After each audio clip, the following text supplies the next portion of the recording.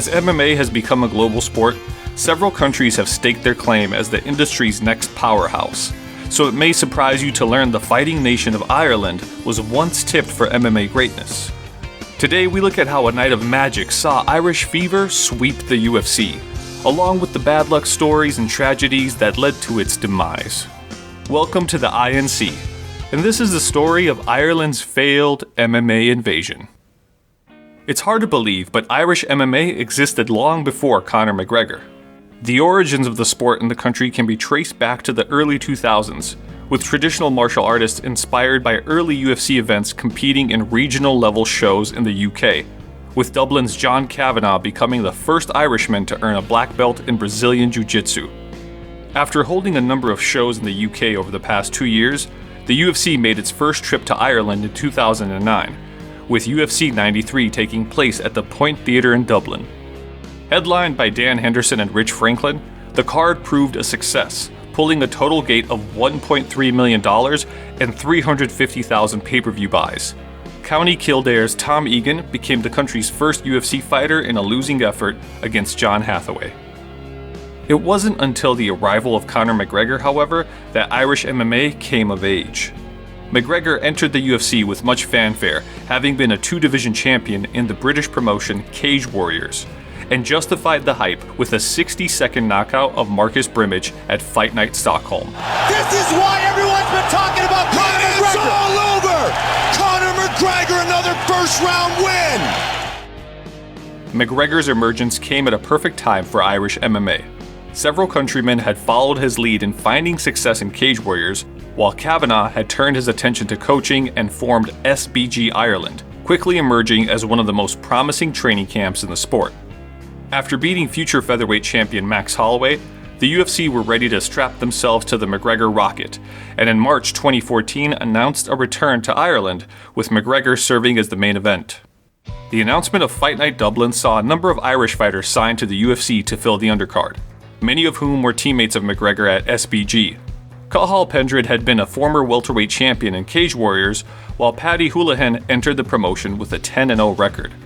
The two were joined by Ultimate Fighter winner Norman Park and flyweight veteran Neil Seery, who finally made his UFC bow after over a decade in the sport.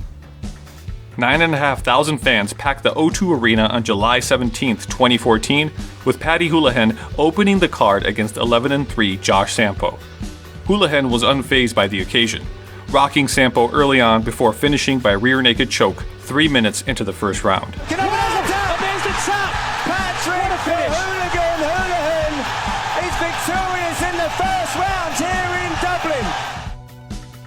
The fight would be a sign of things to come, as every Irish fighter, along with SBG-trained Gunnar Nelson, won their respective fights, setting the stage for McGregor's main event against Ultimate Fighter winner Diego Brandao.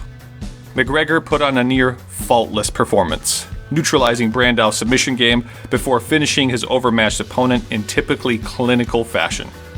Irish fighters had pulled a clean sweep of the card, with a boastful McGregor confident the night would only be the beginning. It was a clean sweep for the Irish. I said it last year, we're not here just to take part, we're here to take over.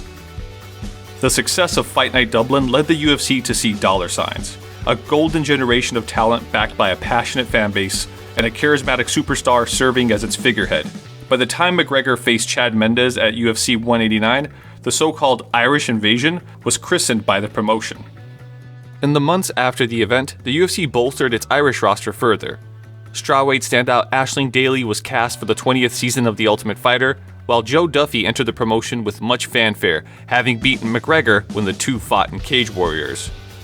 McGregor, meanwhile, reached his own summit by winning the UFC featherweight title at UFC 194, with most expecting him to be the first of many Irish champions to grace the promotion.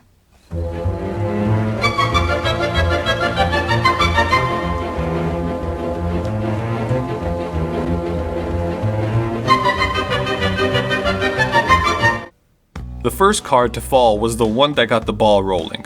Paddy Holohan followed his sample performance with wins over Shane Howell and Vaughn Lee.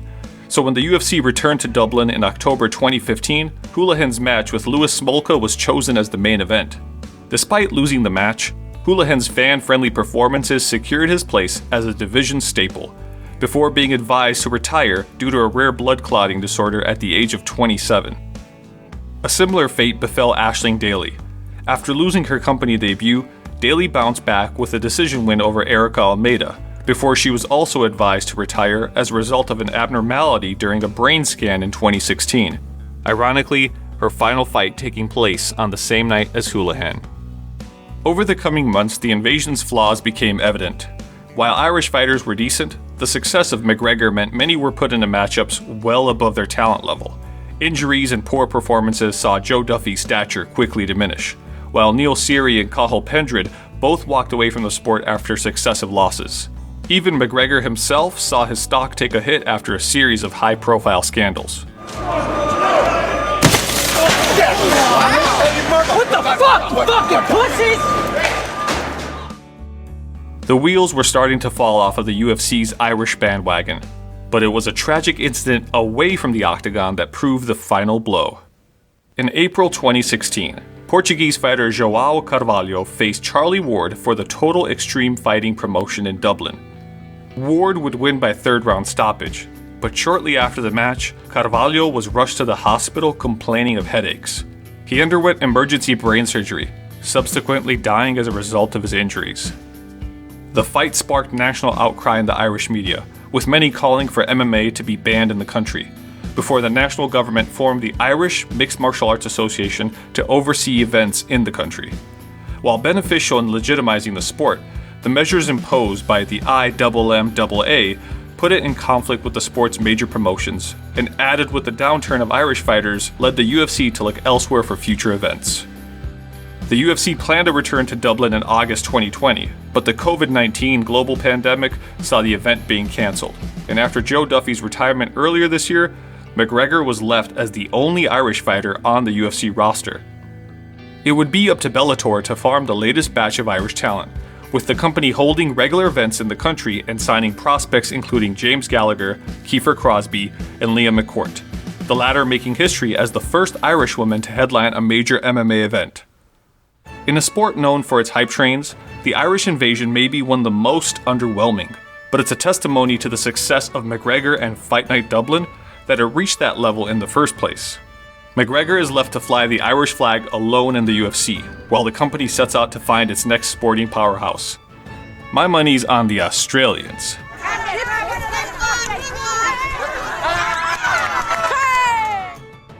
This is the INC. Support the channel on Patreon.